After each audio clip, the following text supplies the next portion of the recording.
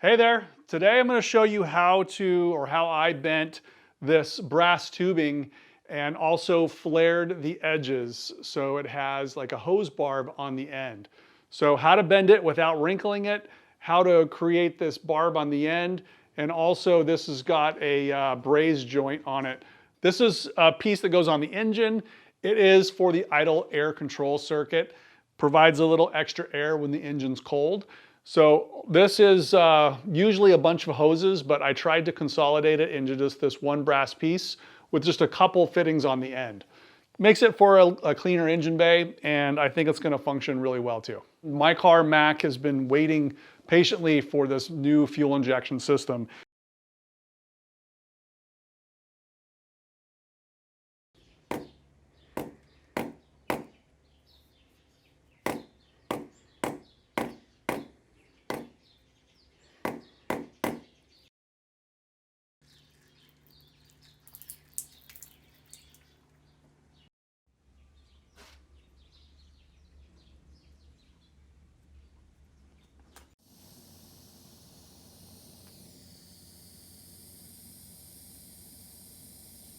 It's full of lead and sand, so it feels like a solid bar of copper. Okay,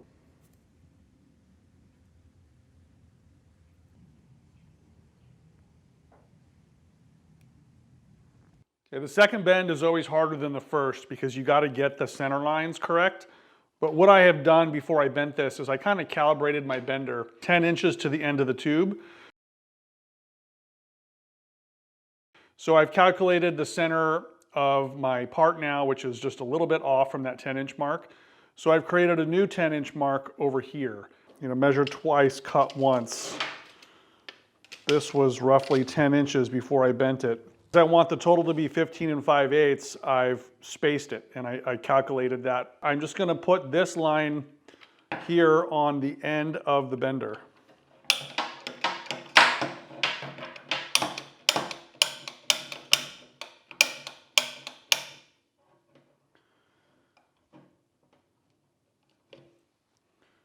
This is my reference mark right on the end of the tube.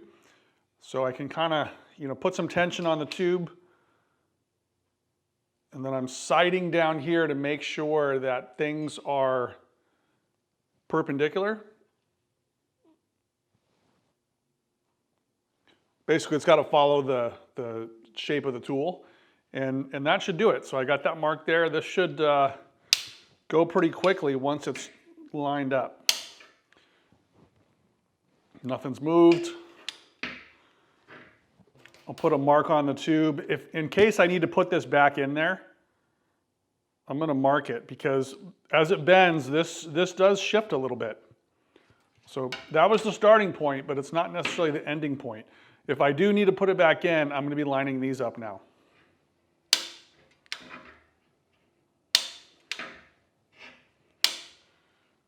And the shape of this tool is really important. So the tube is mostly constrained by this die, and it only bends 1/2 inch.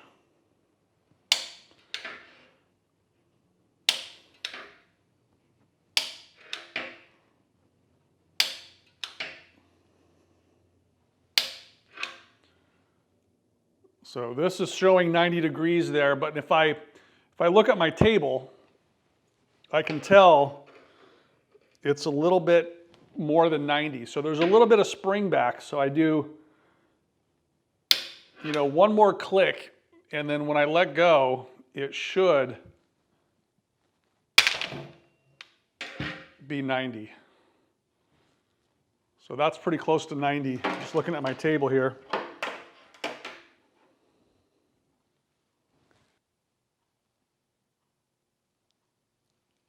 It's probably an 1/8 of an inch off.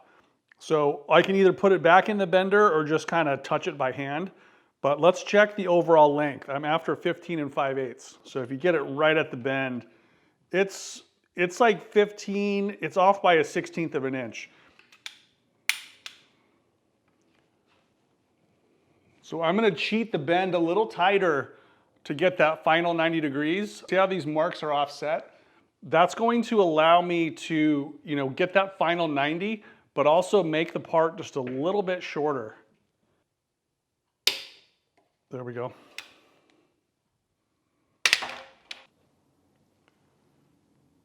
That's the center line of the tube. Come over here and I'm getting, 15, and it's a 16th inch over. So instead of 15 and 5/8, I'm getting 15 and 11/16. But that's close enough. Let's go see it on the engine. So these go into these air rails that go on the side of the throttle bodies. So that's lined up on that side. And then this one is pretty close lined up. There's going to be a flexible tube that goes onto these hose barbs. So any offset in the tubing will get absorbed by the flexible rubber, connector. Oh, before I forget, there's another welding class scheduled for February 19th. That's a Wednesday, but it's the Porsche week. So if you're in Southern California for the LA Lit Show, come a day early. It's a full day, 9 to 5, cost us $225. We cover TIG welding, thin sheet metal. So I'll put some information down below. If you're interested, my email is also in the description down below. So reach out. There's plenty of space open. So hope to see you on the 19th. Now I have this part here as an example. This is from the stock Carrera engine.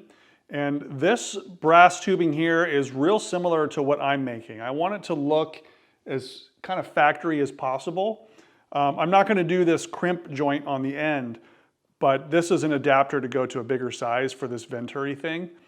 I am going to create this little barb on the end though. So that has a bubble so that when you put the vacuum tube over, it has some tension on it. It's not going to slip off. The bend here is really nice. It's a little bit sharper radius. So actually it's a lot sharper radius than what I made, but my tooling only has this one die on here. So this was probably bent with a mandrel on the inside of it. It's a pretty nice part. This radius, even though it's much bigger, is still going to work for me.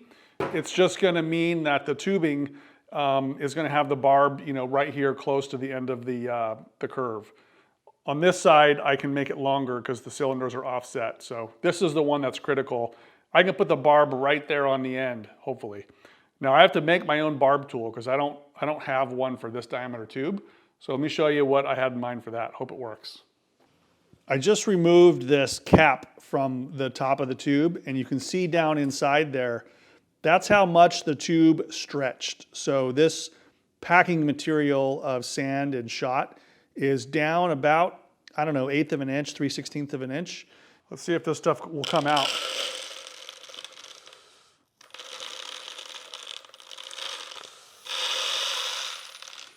Not much wrinkling. I mean, there are a couple ripples here. You can barely feel them with your thumb. So I don't need to make a trumpet. If this was a trumpet, you probably don't want that, but for a car, this is perfectly fine.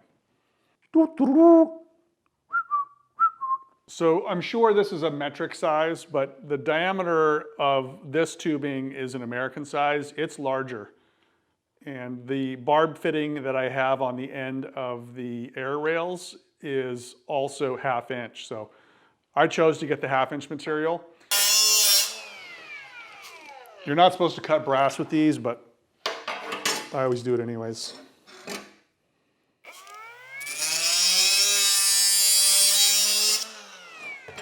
Okay, in my scrap bin, I found this shaft, which is some prototype from Piece of Machine. It goes right inside this tubing. So I'm gonna end up, I don't need the splines on this, but if they're there, it doesn't really matter. I'm gonna just use it because it fits.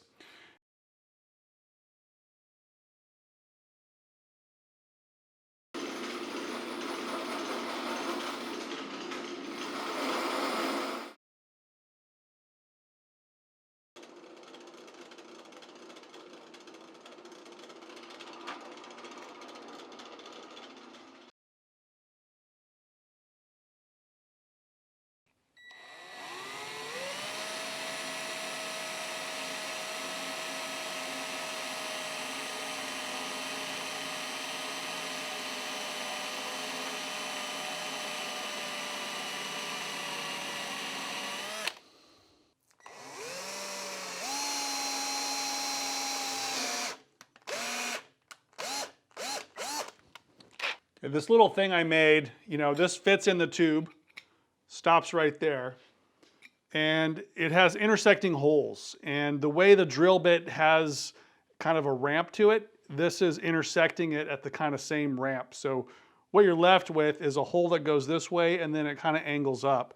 And then if we jam these little balls in there, we can put enough balls in there so when we put pressure on this side, those balls are going to work outwards on the inside of the tube. That's the concept. Let's see if it works.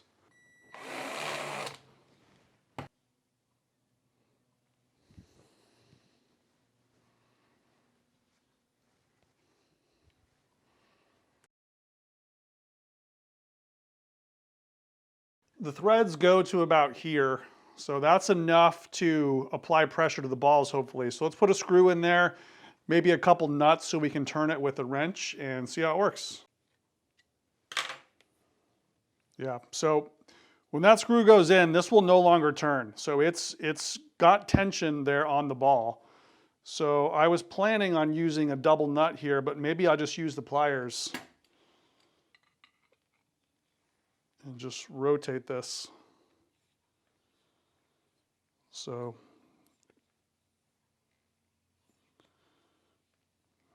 I think that's the start of it. So then we'll give it a little bit more pressure. That was about 1/8 of a turn. And if you can, I don't know if you guys can see, but there is a very faint line on the tube. So we need to just keep doing this. I think it's sort of working.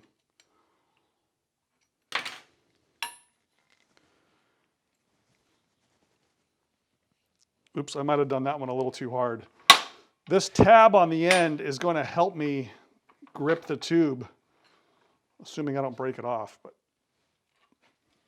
so it is putting a bead on there. So you probably aren't going to be able to see it in the camera, but I can watch the ball go around. It's pretty interesting. So let's back this off.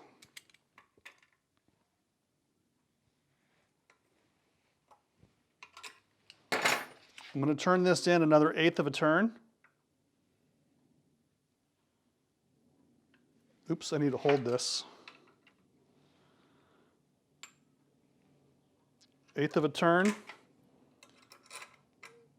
And we'll lock that adjustment down and just give it a rotate.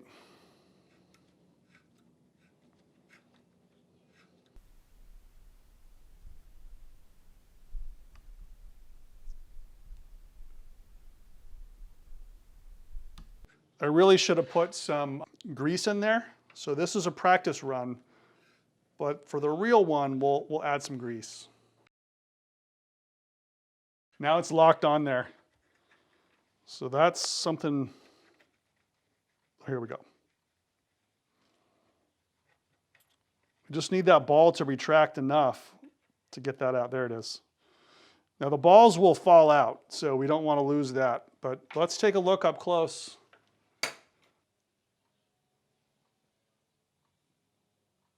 I think that's pretty nice. Let's measure it. So the tube is 495 and the bulb part is 556. Pretty consistent all the way around, within 1/1000th of an inch. We get 508 versus 450. So that's about 50 thousandths, 60 thousandths. And on my tube, I'm getting about the same height. So I think this is good enough to keep the tube from slipping off. This is some temporary tubing I used last time. This is not vacuum tubing, not going on my car, but I did run the engine with this and it fits great inside there. So definitely creates a seal, not coming off. Okay, I got my bench cleaned off. Now it's time to do the real one. And I don't know why, but I'm doing the more difficult side first. This one needs to be very close to the bend. So I put some grease on the tool. This is very high pressure grease. The ball is in there. So what I'm doing is I'm just, because it's so close to the bend, I have to hammer this down a little bit. Make sure that ball has enough depth there. And then I'm just going to go ahead and rotate it just like I did before. So we'll get the, I forgot the Allen tool. Let me grab that and then we'll see how it does. Starting to see the dimple there. Trying to keep track of the number of turns here, so.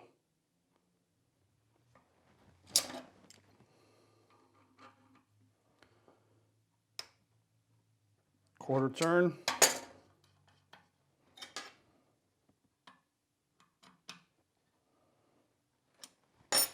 See how we do.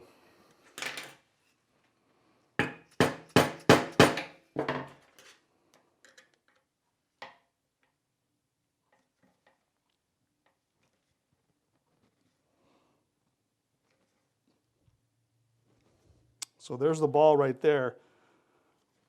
Let me see if I can go backwards and show you what it looks like when the ball goes around. So that's it right there. Okay, on the last revolution, I pretty much got the height I need on the bead.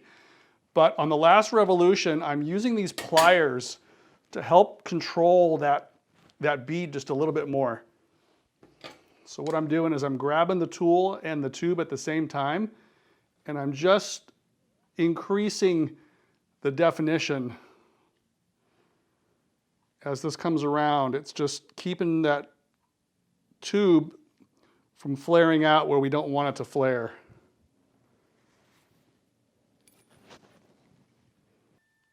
So we just need that ball to get out of the way enough. Oh, there it is.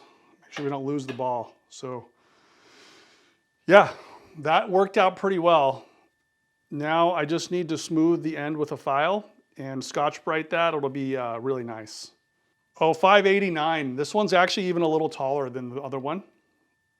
583. You can use this more traditional style tubing cutter, especially right here where it's farther from the bend. I would, recommend this one.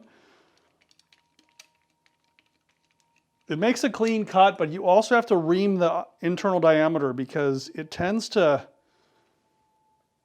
reduce the diameter a little bit. And I like to go both ways for the first few turns because sometimes this thing will spiral out of the way if it's worn out. This one's kind of worn out. But see what I mean? How the diameter now is just slightly less. This will not fit in there.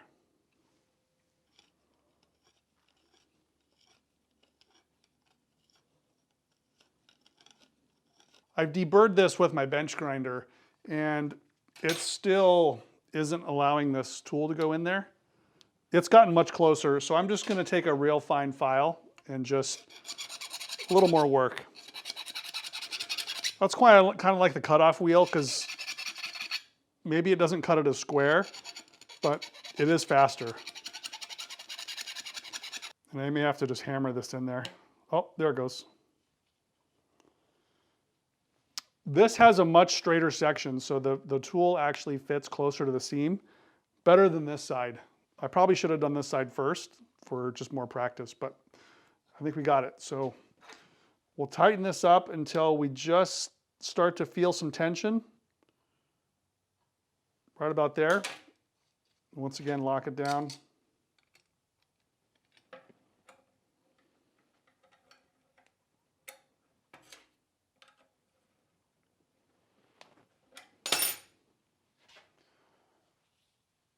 And just work it around until we start to see that line. I'm sure there are better tools available to do this. I didn't even really look. I wanted to get this done today. But I'm sure you could make one out of steel and probably have some special features where the ball doesn't run away. But yeah, this seems to work okay. Okay, here's the location of this tube, and it connects both sides of the air rails together. So it's just that U-shaped tube. This is sort of how the fuel lines are going to get routed on top of this brass tube. And these are going to get remade. But I just wanted to show that this is lining up, fairly well. It's a little bit long. I think I'm just going to, bend this in just a little sharper, but that's close enough. I have some clear tubing on there so you can kind of see how these barbs are working. This is not the correct vacuum tube, but I just wanted to hold it here while I get this thing fit. So the next job is to actually connect this tube to the idle air control valve, which is going to live up in this region. So let me show you what I had planned for that. It needs to branch off the center so that each airflow length is roughly the same. This tape line is roughly the center, and I have this tube that is made with the barb already on it, and so it's basically just going to go right here. I'm going to braze this on, and it's just going to follow the path to the passenger side of the engine, and then there'll be a flexible hose that goes from here to probably the filter base plate is what's going to support that valve. This is what that valve looks like, and it's most likely going to get mounted right about here, and that'll be, like I said, attached to the base plate. These are just temporary as well, just for getting the engine running. So that'll go there. It could go in multiple different directions, but you know, it could actually go way down there. But anyways, I just want to have the flexible tube go from here to there. And then there is something called the map sensor, and it's going to go between you know, this barb and this barb. So I need to make a reducer, and that reducer will also be brass, and it'll have a small takeoff. The tubing that goes into the map sensor is only like a small diameter. It's like an 1/8 inch tube. So that'll be easy to do. So this is what I want to do, and I have this hose clamp with a spacer nut in between there. That's going to hold it together for me while I do it. And this is roughly the center line. I want it to be offset at about 45 degrees or so. And also this should be in the center, so I'm going to slide it over. Right about there is where I want it. So what I'm going to do is I've already, you know, filed this pretty even. The fit up here is pretty tight. So I'm going to silver solder that with the acetylene torch. But before I solder it, I need to open up the hole. So I'm going to kind of trace this location, create the hole in the U-shaped tube so air can flow in all three places. It's basically a T-junction.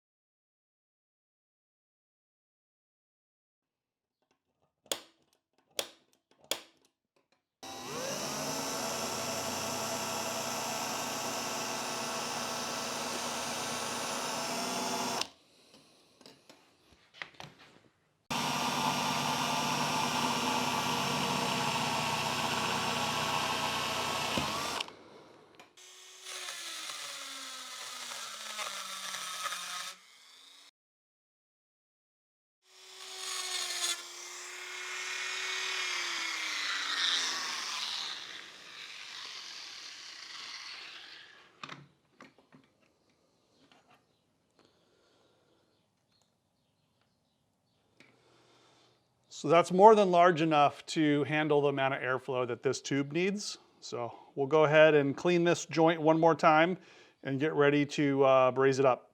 This is flux from Harris.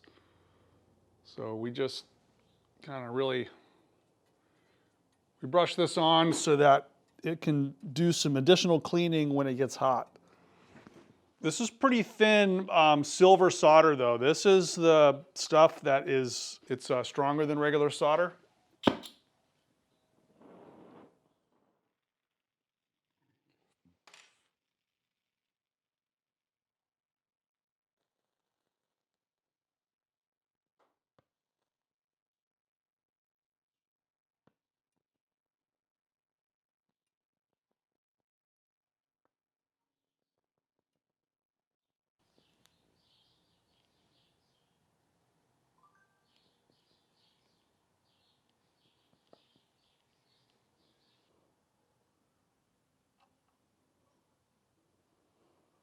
The brazing didn't go very perfect. I have a couple little pinholes. So now I'm going with a softer alloy, which is just solder. And I'm just kind of filling in some of those pinholes and having to add some more flux. I don't really love the flux I have. It melts too quickly. So this pencil tip allows me to just solder that so it won't leak. I think the structure is pretty good.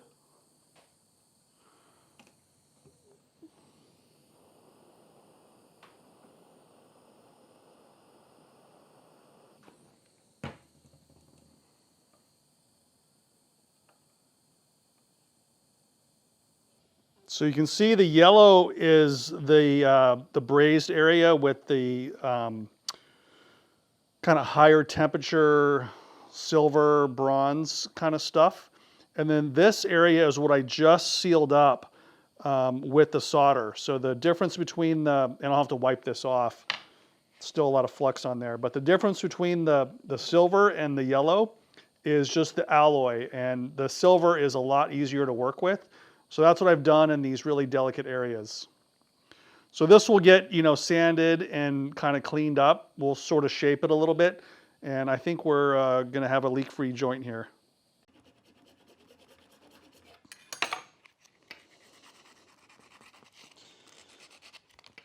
In a perfect world, you wouldn't have to sand this, but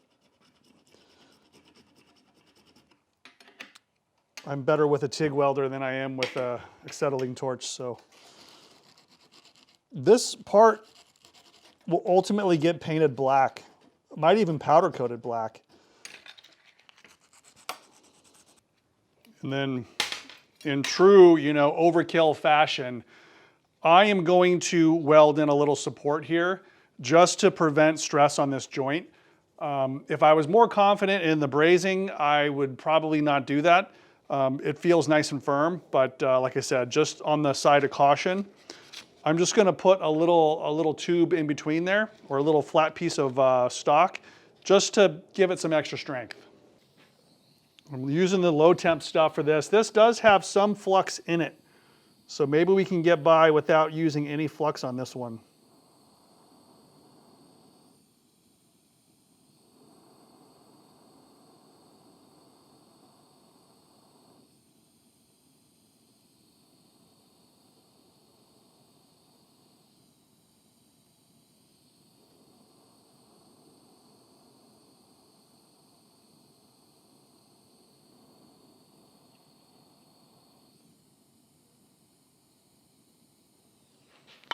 Much easier to use that than the silver solder.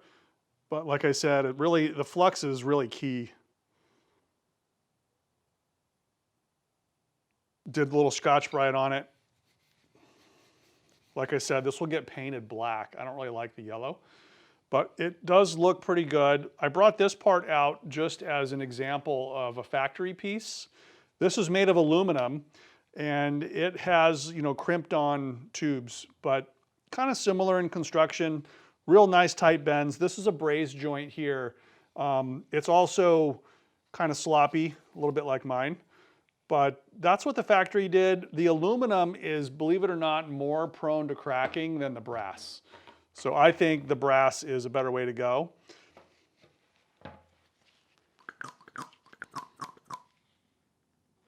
That's 25, which is what engine vacuum will be. And we'll leave it a couple minutes, but it's holding steady, so I don't think we have any leaks.